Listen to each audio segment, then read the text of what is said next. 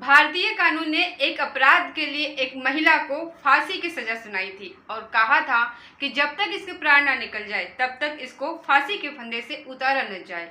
उसके बाद इस महिला ने राष्ट्रपति को अपील करते हुए कहा कि राष्ट्रपति महोदय जी, मुझे अपने बच्चे की परवरिश करनी है, मैं अपने बच्चों को उसका भविष्य बनाना चाहती हूँ। तभी राष्ट्रपति महोदय उसके दाखिल को खारिज करते हुए कहते हैं कि तुम्हें अपने बच्चे की तो फिक्र थी, लेकिन जिस बच्चों का तुमने कत्ल किया तुम्हें उन बच्चों की फिक्र क्यों नहीं हुई। काश कि तुमने उन बच्चों की फिक्र की होती तो आज तुम ना तो सलाखों के पीछे होती और ना ही तो फांसी के फंदे पर लटकने के लिए तैयार होती। इसीलिए उसके फांसी को बरकरार रखा, उसके अपील को खारिज कर दिया गया। आज की जो सच्ची घटना मैं आपको सुनाने जा रही हूँ, ये सच्ची घटना सुनने के बाद आपका कलेजा बैठ जाएगा। आप सोचने पर मजबूर हो जाएंगे कि क्या कोई अपनों का इतना बड़ा दुश्मन कैसे हो सकता है। शायद ये संभवतः भारत के इतिहास में पहली ऐसी घटना है जिसने पूरे हिंदुस्तान को हिलाकर रख दिया था। नमस्कार, स्वागत है आपका हमारे चैनल पर। आज की जो सच्ची घटना मैं आपको सुनाने जा रही हूँ, ये सच्ची घटना है हरियाणा प्रदेश का एक जिला है हिसार और उसी का एक गांव लगता है खिरबुवाला। दरअसल 23 अगस्त 2001 का ये वाकया है। घर में एक बच्चा है 4 साल का जिसका नाम लोकेश होता है। उस बच्चे को स्कूल जाना था। घर का नौकर जैसे ही दरवाजा खोलकर पहली मंजिल पर पहुंचता है तो जाकर देखता है कि पहले मंजिल के हर एक हिस्से में जगह जगह खून पड़े हुए थे। खून बिखरा हुआ था। बस जैसे उसके कदम आगे बढ़ रहे थे वैसे वैसे वो जोर से चिल्ला रहा था, रो रहा था और चीख रहा था। घर का वॉचमैन होता है, उस वॉचमैन की जो उसके पास तक आवाज़ पहुंचती है अमर सिंह होता है। अमर सिंह दौड़ता हुआ छत पर पहुंचता है और वहां आने के बाद देखता है कि वहां एक दो नहीं 9 लाशें पड़ी हुई थी। और 9 लाशें देखने के बाद न केवल वो नौकर बल्कि वॉचमैन दोनों ही गश खाकर जमीन पर गिर जाते हैं। कुछ समय के बाद दोनों की आंखें खुलती हैं। आंखें खुलने के बाद वो जोर जोर से चीखते हैं, चिल्लाते हैं, शोर मचाते हैं और कहते हैं कि गजब हो गया, यहाँ तो बहुत बड़ा कांड हो गया। इस तरीके से जब शोर मचा रहे थे, चिल्ला रहे थे, रोते रोते, तभी वहां पर घटनास्थल पर सैकड़ों लोग पहुंच जाते हैं। तभी यहाँ पर पुलिस भी पहुंच जाती है और पुलिस आने के बाद सबसे पहले जो अपने आंखों से देखती है, इस बड़ौदा का इलाके के पूर्व विधायक की लाश पड़ी हुई थी, उनके बेटे की लाश पड़ी हुई है, उनकी बेटी की लाश पड़ी हुई है, उनकी बेटी की लाश पड़ी हुई है, 2-3 पोती पोते हैं उनकी भी लाश पड़ी हुई है, उनके बहू की भी लाश पड़ी हुई है। पूरा घर जो है खून से लथपथ था। आखिरकार जो देख रहा था उसकी आंखें भर रही थी। इस नज़ारे, इस दृश्य को देखने के बाद हर किसी का कलेजा मुंह को आ रहा था। करे तो क्या करे। पुलिस वाले ने एक एक करके बॉडियों को जब उछालना शुरू किया तभी उठाते उठाते पता चलता है कि एक बॉडी उसमें थोड़ी गर्माहट होती है। उसकी नस तड़ोलने की कोशिश की तो वो जिंदा थी। बस इतना कहना था कि पूरे जिले में एक खबर आग की तरफ फैल जाती है कि विधायक के परिवार से भी 8 लोग मर चुके हैं लेकिन उनकी बेटी जिंदा है। आखिरकार क्या हुआ था, हर कोई बस यही जानना चाहता था कि उस पूर्व विधायक के साथ आखिर ऐसा किसने और क्यों किया। दरअसल इससे पहले भी कुछ कहानी मैं आपको बताना चाहती हूँ इस परिवार के बारे में। इनका विधायक जो होते हैं, इनका जन्म हरियाणा का एक जिला होता है निशाद, वहाँ का एक गाँव लगता है। दरअसल वहाँ पर इनका जन्म होता है। जैसे जैसे वक्त आगे बढ़ रहा था, ये लड़का पढ़ने लिखने में बहुत होशियार तो था नहीं, लेकिन बहुत ईमानदारी के साथ अपने काम को अंजाम दिया करता था और एक ट्रक पर काम करता था, कंडक्टरी किया करता था। और उसकी किस्मत का सितारा कुछ इस तरह से चमका कि जब उसने काले दिल का कारोबार करना शुरू किया, फरीदाबाद के अलग अलग इलाकों में जैसे ही काले दिल का कारोबार कर रहा था, उसके पास धन की कोई कमी नहीं थी। इतना धन कि उसने अपनी बहुत सारी संपत्ति एकत्रित की। वो घर आ गया कि उसके घर कोई आता था शादी के लिए, कोई परेशानी लेकर, तो कोई उसके घर से खाली नहीं जाता था। वो झोली भर भर के पैसे दिया करता था। कितनी बहन बेटियों की उसने शादी की थी, बहुत सारी संपत्ति उसने एकत्रित की थी, बहुत सारी जमीन उसने खरीदी थी और 25 एकड़ जमीन में उसने एक आलीशान घर बनवाया था। ऐसा घर कि पहली मंजिल नहीं, दूसरी मंजिल पर भी कार पहुंच सकती थी। वो अपने बेडरूम में भी कार लेकर जा सकता था। इतने बड़े घर का दूर दूर तक लोगों को चर्चा थी। उसे देखने के लिए दूर दूर से लोग आया करते थे और जब लोग इतने खुश होते थे तो खुश होने के बाद उसे विधायक बनने के लिए मजबूर कर देते हैं। लेकिन उन्होंने कहा कि मैं किसी भी पार्टी से इलेक्शन नहीं लड़ूंगा, निर्दलीय लड़ूंगा। अगर आपको वोट देना है तो हमें निर्दलीय देना। लोगों के बहुत प्यारे थे, सबके मदद करते थे, इसलिए उनको निर्दलीय ही उनको विधायक बना दिया गया। और विधायक बनने के बाद इन्होंने दिल खोल के लोगों पर खर्च किया। जो विधायक निधि में पैसे आते थे उससे कहीं ज़्यादा वो खर्च कर देते थे। लेकिन इसी बीच में या तो इनकी गलती थी या फिर इनकी कोई मजबूरी रही होगी, ये कह नहीं सकते। लेकिन इन्होंने 2 शादियाँ की। एक शादी होती है ओमवती थी और दूसरी शादी करते हैं ये पत्नी कृष्णा देवी से। ओमवती को एक बेटा पैदा होता है जिसका नाम सुनील होता है, और जो दूसरी इनकी पत्नी होती है कृष्णा देवी, उनको 2 बेटियां होती हैं। एक बेटी का नाम सोनू उर्फ पम्मी रखते हैं और जबकि दूसरे बेटी का नाम प्रियंका होता है। परिवार में खुशियां ही खुशियां थी, किसी बात की कोई कमी नहीं थी, सब कुछ ठीक चल रहा था। जो बड़ी बेटी होती है यानी कि जिसका नाम सोनिया उर्फ पम्मी होता है, वह शुरू से ही बचपन से ही दबंग प्रवृत्ति की थी। उसे खेल कूद में बहुत ज़्यादा इंटरेस्ट होता था, उससे बहुत ज़्यादा रुचि थी। इसीलिए उसने फैसला किया कि वो बड़े होकर टाई कमांडो का काम करना चाहेगी, टाई कमांडो बनना चाहेगी। और यहीं से उसकी ज़िंदगी एक दूसरे पटरी पर चली जाती है। हर कोई यही जानना चाहता था कि आखिरकार विधायक के परिवार इतना जो बढ़िया चल रहा था, उनके पास ज़मीन की किसी भी चीज़ की कोई कमी नहीं थी। किसने इनकी हत्या की और क्यों हत्या की है? बस सबके सब लोग परेशान थे।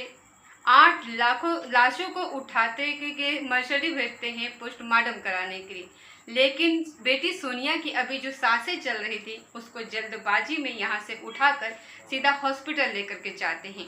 और सभी को इंतज़ार था कि किसी तरीके से, किसी तकरीब से सोनिया को होश आए, और होश आने के बाद में उससे पूछा जाएगा कि आखिरकार तुम्हारे साथ क्या हुआ है, क्या और क्या नहीं हुआ है।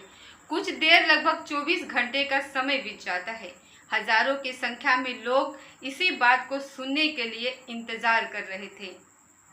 अपने आंखों से, कानों से सुनना चाहते थे, देखना चाहते थे कि आखिरकार विधायक जी के परिवार को क्या हुआ है और किसने मारा है।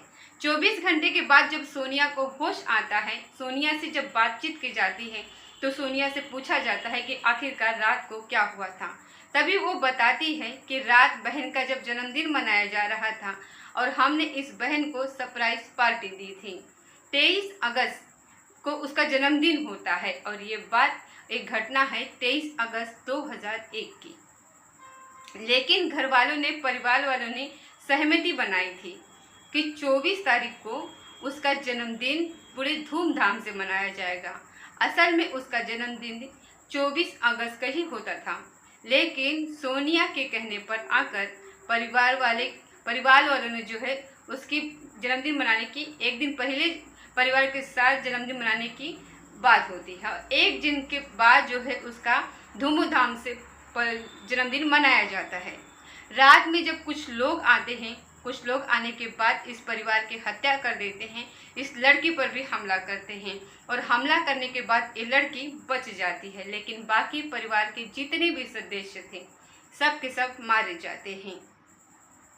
अब इस लड़की ने कुछ ज़्यादा जवाब दे नहीं पा रही थी। पुलिस के लिए कोई ऐसा सबूत हाथ लग नहीं रहा था जिसके आधार पर कह सके कि किसने हत्या की है और क्यों की है। यही हर कोई सवाल का जवाब जानना चाहता था। पुलिस पर लगातार प्रेशर बन रहा था, मुख्यमंत्री हो या देश के प्रधानमंत्री, ऐसे कौन व्यक्ति था जो ये नहीं जानना चाहता था कि इस विधायक के परिवार की आखिरकार किसने हत्या की है। पुलिस ने अलग अलग एंगल से जांच पड़ताल करनी शुरू कर दी, चाहे बिजनेस के एतबार से हो, चाहे पड़ोसी के एतबार से हो, चाहे उनके विधायक बनने के सफ़र में किसी से कोई गलती हुई हो, कोई बात हुई हो। पुलिस हर एक पहलू पर जांच बहुत अच्छे से कर रही थी। तभी पुलिस के आला अधिकारी रेणु नाम के घर जाते हैं और घर जाने के बाद जब देखते हैं कि इतनी आलीशान कोठी, इतना आलीशान घर, इतने सारी ज़मीन, दिल्ली में प्लॉट, फरीदाबाद में प्लॉट, अलग अलग जगहों पर इनकी अपूर्व संपत्ति थी। आखिरकार कुछ न कुछ तो वजह जरूर रही होगी और उसी वजह को तलाशने के लिए जब विधायक जी के घर पर तलाशी ली जाती है, तब उन्हें एक डायरी मिलती है। जब डायरी मिलती है तो उस डायरी में एक पन्ना था जो कि कुछ मुड़ा हुआ था, जिसकी शक्ल कुछ बिगड़ी हुई थी। उस डायरी को लेकर पुलिस वाले जब उस डायरी के पन्नों को पलटने की कोशिश करते हैं, तभी उसमें एक ऐसा लेख लिखा हुआ मिलता है जिसको देखने के बाद बड़े बड़े ऑफिसरों की सांसें अटक जाती हैं। वो सोचने पर मजबूर थे कि आखिरकार कितना सच है कितना झूठ है, वो समझ नहीं पा रहे थे। तुरंत ही उस डायरी को लेकर वो हॉस्पिटल पहुंचते हैं। हॉस्पिटल में जाने के बाद वो चीज़ सोनी के पास जाते हैं। सोनिया से कहते हैं कि बेटा, क्या ये डायरी तुम्हारी है? तभी उस डायरी को देखकर सोनिया कहती है कि हाँ सर, ये डायरी मेरी है। उसको राइटिंग दिखाई जाती है कि बेटा, ये राइटिंग आपकी है? तो वो कहती है हाँ सर, ये राइटिंग भी मेरी ही है। बस पुलिस के लिए ये समझ लीजिएगा जैसे कि मंजिल बहुत करीब थी। अब बस लोगों को बताना था कि आखिरकार हुआ क्या है। वही बात सोनिया से जानना चाहते थे। सोनिया से कहा कि तुमने अपने परिवार की हत्या क्यों की?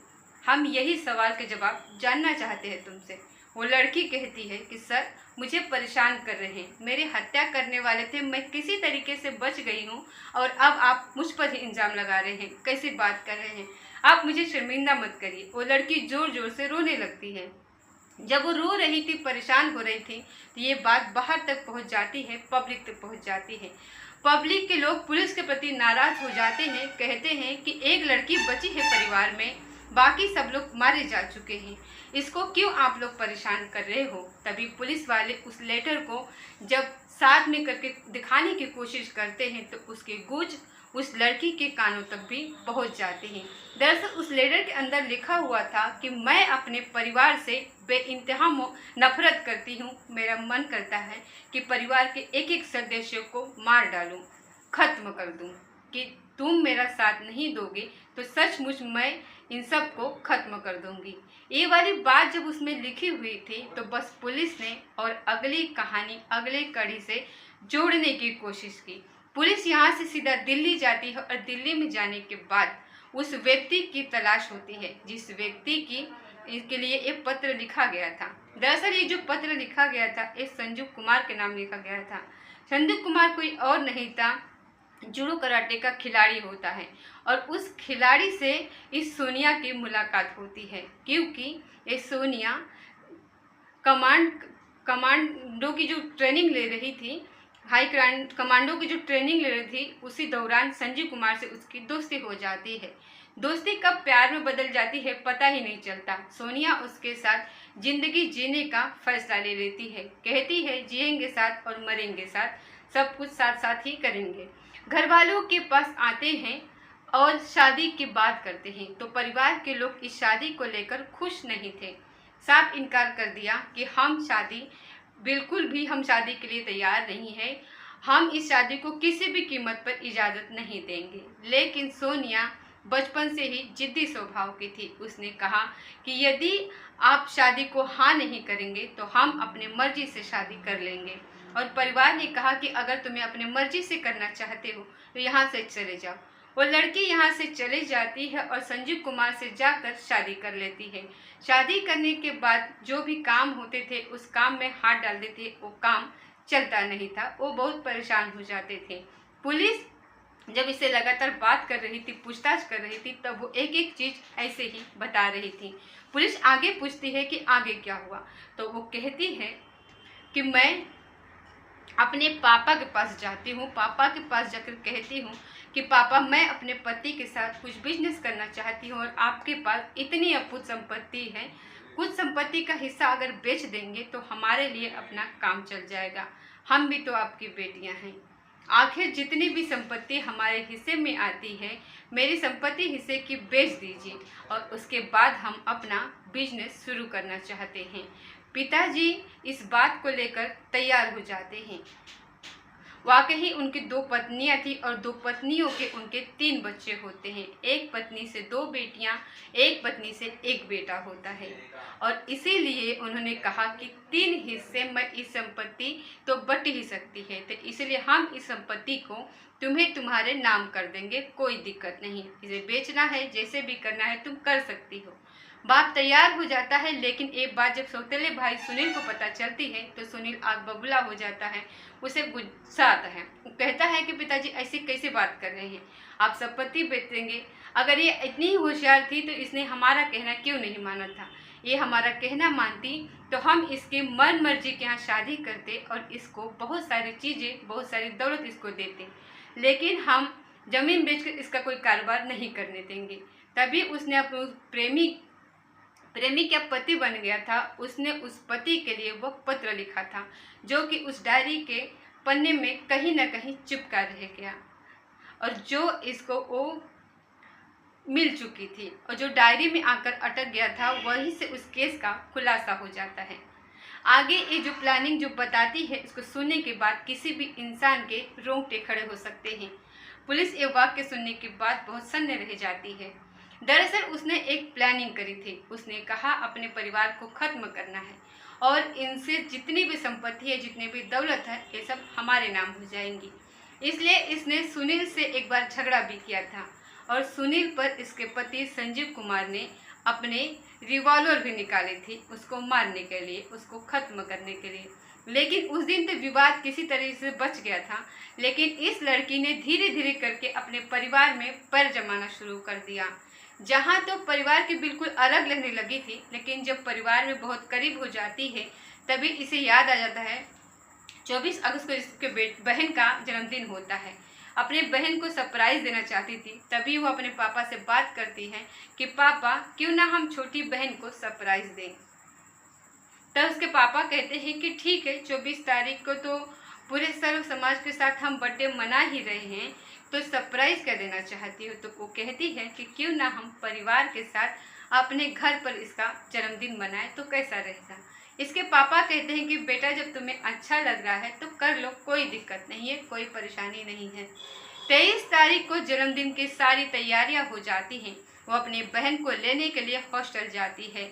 बहन को, प्रियंका को हॉस्टल से लेकर के सीधा घर आती है और उसे सरप्राइज मिलता है। पूरा घर सजा हुआ था। उसे लग रहा था कि अगले दिन की तैयारी चल रही है, लेकिन यहाँ पहले ही दिन की तैयारी थी। आज परिवार के साथ जन्मदिन मनाना था। डीजे का इंतज़ाम किया, बढ़िया बढ़िया खान के इंतज़ाम किए, और इस लड़की ने अपने पसंद की खीर बनवाई थी। उसके बाद पूरे परिवार ने डांस कर रहे हैं, खाना खा रहे हैं, मतलब कि पूरा मौज मस्ती कर रहे हैं। और जब धीरे धीरे करके रात आगे बढ़ती है, डीजे का साउंड थोड़ा तेज चल रहा था। जब रात आगे चलती है तभी वो कहती है कि सोने का वक्त हो चला है, सब के सब सोने की तैयारी में थे। लेकिन ये अपने पति संजीव कुमार के साथ उसी डीजे पर लगातार डांस कर रही थी। अब सोने का वक्त हो चला था। जिस खीर को इसने अपने पसंद से बनाया था, दरअसल उस खीर के अंदर अफीम डलवाई थी और उसकी मात्रा बहुत ज़्यादा थी। और जैसे जैसे लोगों ने उस खीर को खाने के बाद अपने अपने कमरे में जाके सब के सब सो जाते हैं। डीजे अभी बहुत तेज बज रहा था। संजीव कुमार से जाकर कहती है कि जाकर देख कर आओ कि कितने लोग सोए हैं और कितने लोग जागे हैं। उस अफीम का असर उस खीर के अंदर कुछ इस तरीके से था कि जितने भी लोग खाए थे सब के सब लोग जाकर सो जाते हैं। और जब ये सब सो चुके थे तभी यहाँ से सोनिया और संजीव दोनों ही कमरे के अंदर जाते हैं और कमरे के अंदर जाने के बाद एक फैसला लेते हैं। कहते हैं कि अगर तुम्हारे पास रिवॉल्वर है तो जल्दी से उसे निकालो, और निकालने के बाद सबको आठों के आठों को खत्म कर दो। दरअसल 8 में कौन कौन थे ये मैं आपको बताती हूँ। पूर्व विधायक रेणु नाम, उनकी पत्नी कृष्णा देवी, उनका बेटा सुनील, उनकी बेटी की बहू शकुंतला और बेटी प्रियंका, साथ ही सुनील की बेटी शिवानी जो उसकी उम्र 2 साल होती है, बेटा लोकेश जिसकी उम्र 4 साल होती है, और 45 दिन की एक और बेटी प्रीति। ये 8 लोग होते हैं और ये अपने अपने कमरों में अपने अपनी जगह पर जाकर सोए हुए थे। सोनिया अपने इस प्रेमी से कहती है कि रिवॉल्वर निकालो, तो उसका पति जो संजीव प्रेमी कहता है कि रिवॉल्वर में तो कुल 6 ही गोलियां होती हैं, लेकिन यहाँ पर 8 लोग हैं। यदि एक आध गोली मिस भी हो गई तो ये लोग बच जाएंगे, हम इनको कैसे मारेंगे।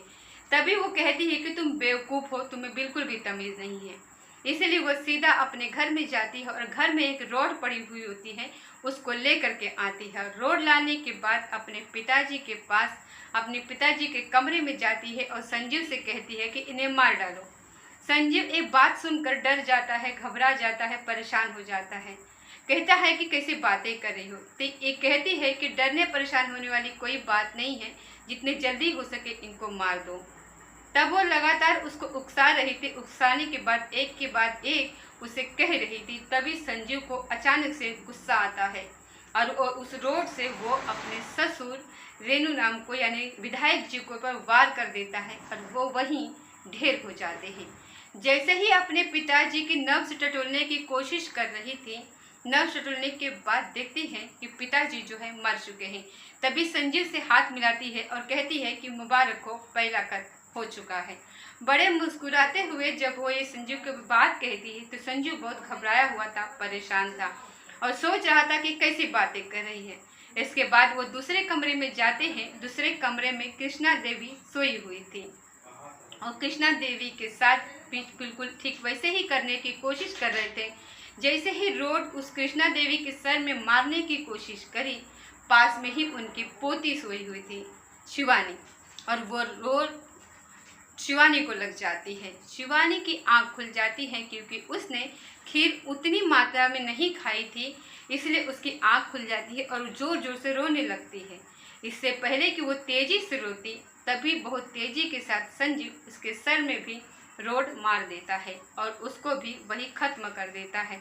उसके बाद कृष्णा देवी उसके सास को मारता है। यहाँ से वो कोई चांस नहीं लेना चाहते थे, इसलिए सीधा अपने भाई के कमरे में जाते हैं। और क्योंकि सुनील का कद काठी से बहुत तगड़ा था, बहुत मजबूत था, इसलिए उनको डर लग रहा था कि यदि सुनील जाग गया तो शायद हमें छोड़ेगा नहीं किसी भी कीमत पर। इसलिए उसके हाथ पैर पूरी तरीके से बहुत मजबूती से बांधे जाते हैं। लेकिन अफीम का असर कुछ इस तरीके से था कि वो कुछ समझ नहीं पा रहा था कि आखिर उसके साथ क्या हो रहा है। भैया को मारते हैं, भाभी को मारते हैं और साथ ही भतीजा और भतीजी को भी मार डालते हैं।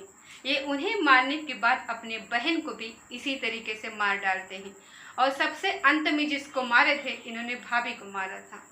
मारने के बाद लास्ट में जब इसके दिमाग में आता है कि यदि ये बात पुलिस को चल जाएगी तो पुलिस जब जांच पड़ताल करेगी तो ये जब पुलिस को सुरक्षित पाएगी तो बात खुल जाएगी। इसलिए संजीव, तुम्हें एक रोड मेरे सर में भी मारनी चाहिए। जब ये वाली बात आ रही थी तो संजीव घबरा रहा था कि कहीं ऐसा ना हो कि जोर से रोड लग जाए, और वही होता है। रोड सचमुच जोर से लग जाती है। उसको लगते ही वो बेहोश हो जाती है और सीधा वो यहाँ से भाग जाता है। वॉचमैन का इस बात का पता ही नहीं चलता उसको। अगले दिन जब गोरका नौकर उस बच्चे को लेने, जो 4 साल का बच्चा था जिसका नाम लोकेश है, उसको ले जाने के लिए स्कूल जब आया, तब पता चलता है कि घर के अंदर 9 लाशें पड़ी हुई हैं। लेकिन 9 नहीं थी, 8 लाशें थी। एक जिंदा थी, उसी की सारी प्लानिंग थी। पुलिस वालों ने जब उससे पूछताछ की तो बाकायदा कैमरे के सामने उन्होंने अपने जुर्म को कबूल किया। संजीव ने भी अपने जुर्म को कबूल कर लिया। और जब ये बात अखबारों के माध्यम से लोगों को पता चलता है तो एक जानकर बहुत लोग हैरान हो जाते हैं कि एक बेटी ने अपने पूरे परिवार को खत्म कर दिया जमीन के लिए, अपने पति को कारोबार कराने के लिए अपने पूरे परिवार को खत्म कर दिया महज जमीन के लिए। ये बात जब निचली अदालत में पहुंचती है तो निचली अदालत ने इनको 31 मई 2004 को दोनों को फांसी की सजा सुना दी। लेकिन कुछ वक्त जब आगे गुजरता है, 12 अप्रैल 2005 को मामला जब हाई कोर्ट में पहुंचता है तो हाई कोर्ट इस फांसी की सज़ा को उम्र कैद में तब्दील कर देती है। इसके बाद लोगों को जब ये बात जब पता चलती है तो लोग बड़े हैरान थे, परेशान थे कि इस महिला को फांसी की सज़ा होनी चाहिए। लेकिन एक और बात मैं आपको जब दिलचस्प बता दूं कि जब इस हत्याकांड को अंजाम दे रहे थे तब उसके पास एक 1.5 साल का बेटा भी होता है, और वो 1.5 साल का बेटा उस दिन उसके साथ नहीं था, वो अपने दादी के साथ दिल्ली में था। इसलिए उस घटना स्थल पर वो मौके पर मौजूद नहीं था, और 1.5 साल का जो बच्चा होता है वो अपने दादी के यहाँ दिल्ली में था। तो उसके बाद ये सुप्रीम कोर्ट की तरफ से 12 अप्रैल 2005 को ये फांसी की सज़ा को उम्र कैद में तब्दील कर दिया जाता है। लेकिन लोगों को गुस्सा आता है, तो फिर 15 फरवरी 2007 को सुप्रीम कोर्ट उस फैसले को पलटता है और फांसी की सज़ा में बरकरार रखता है। जब फांसी की सज़ा बरकरार रखी जाती है, तब 23 अगस्त 2008 को सुप्रीम कोर्ट में जो दया याचिका डाली गई थी उसको खारिज कर देती है और कहा जाता है कि इनको फांसी ही दी जानी चाहिए और इसके लिए बाकायदा 26 नवंबर 2007 को तारीख मुकद्दर कर दी जाती है कि इनको फांसी पर लटका दिया जाए। लेकिन तारीख भी आती है, लेकिन फांसी पर इनको लटकाया नहीं जाता। और इसी बीच में 2007 में संजीव अपने तरफ से एक राष्ट्रपति को अपील भी करता है, अपील डालता है और अपील भी वो खारिज हो जाती है। और एक वक्त ऐसा भी आता है सन 2013 में प्रणब मुखर्जी के यहाँ पर सोनिया उर्फ पम्मी ये अपील करती है, कहती है कि साहब मेरा बच्चा अभी बहुत छोटा है, मैं अपने बच्चे की परवरिश करना चाहती हूँ, इसीलिए मेरे बच्चे को उसकी परवरिश करने के लिए, उसका भविष्य संवारने के लिए मुझे माफ़ कर दीजिए, मुझे जेल से रिहा कर दीजिए। बात जब जेल से रिहा करने की आती है तो प्रणब मुखर्जी इस बात को सुनने के बाद बहुत ज़्यादा परेशान हो जाते हैं और वो कहते हैं कि किसी भी कीमत पर इसको बख्शा न जाए, इसको फांसी ही देनी जानी चाहिए। इसके अपील को भी खारिज कर देते हैं। उसे ये बाकायदा कहा जाता है कि तुम्हें अपने बच्चे की इतनी फिक्र हो रही है, पर तुमने अपने 3 भतीजों को, जिसमें जो भतीजा होती है, एक भतीजा होता है जिनकी उम्र ज़्यादा नहीं थी, लोकेश की उम्र महज 4 साल होती है, शिवानी की उम्र महज 2 साल होती है और एक 45 दिन का बच्चा, तुम्हें उससे भी खतरा था, इसीलिए तुम्हें फांसी के फंदे पर ही लटकाया जाना चाहिए। जब यहाँ से कोई राहत नहीं मिल रही होती है, तभी वो एक दिन ऐसा आता है कि जिसकी किसी ने कल्पना नहीं की होगी। यानी 21 जनवरी 2014 को कोर्ट ने एक ऐतिहासिक फैसला दिया कि जिन मामलों में फांसी दी गई है, फांसी की सज़ा सुनाई गई है, यदि उसमें देर हो चुकी है तो एक काम करो, उन सब को उम्र कैद में तब्दील कर दो, क्योंकि ज़्यादा लंबे दिन तक इन्होंने इंतज़ार किया है। हर दिन फांसी की सज़ा सुनने के बाद ये मरते रहे हैं तिल तिल, इसीलिए उनको माफ़ नहीं कर सकते, लेकिन उम्र कैद में तब्दील कर दो। ऐसे 15 केसों को चुना गया था। उस 15 केसों में सोनिया और संजीव का भी केस शामिल होता है, इसलिए इनकी फांसी की सज़ा उम्र कैद में बदल जाती है। लेकिन एक दिन ऐसा भी आता है कि सोनिया ने अपने आप को हमेशा हमेशा के लिए ऊपर पहुंचाने का फैसला ले लिया था, लेकिन वो पकड़ी जाती है, इसीलिए उसका इस फैसले पर कह सकते हैं कि अमल नहीं हो पाया। उसकी ज़िंदगी जो वो ख़त्म करने की कोशिश कर रही थी वो नहीं कर पाई। लेकिन सन 2018 में संजीव पेरोल मांगता है और जून का महीना था, उसे पेरोल मिल भी जाती है। बजाय वो अपने घर जाने के वो गायब हो जाता है, छुप जाता है। पुलिस वाले परेशान हो जाते हैं कि फांसी की सज़ा पाया हुआ संजीव आखिरकार कहाँ भाग गया, उसको ढूंढा जाए, तलाशा जाए। तो आखिरकार पता चलता है कि वो व्यक्ति मेरठ में बाबा बनकर घूम रहा था और एसटीएफ ने उसे गिरफ्तार करके वापस से जेल भेज दिया। ये महिला और उसका प्रेमी कहे, पति के, जो भी कहे, जिन्होंने इतना बड़ा अपराध किया है, वो आज भी सलाखों के पीछे अपनी ज़िंदगी गुजार रहे हैं। एक एक दिन रो रो के बीत रहा है। और जो लड़का है उसकी उम्र लगभग 22 साल की हो चुकी है, 22-23 साल के आसपास हो चुकी है, वो जवान हो चुका है। अब उसने शादी की है या नहीं की है, उसे अपने माँ के बारे में क्या पता है क्या नहीं पता, ये तो हम नहीं जानते। लेकिन उन्होंने जो अपराध किया है वो वाकई ही बहुत भयानक अपराध था। इस अपराध को किसी भी कीमत पर क्षमा नहीं किया जा सकता। मिलते हैं दोस्तों अगले किसी सच्ची घटना के साथ, तब तक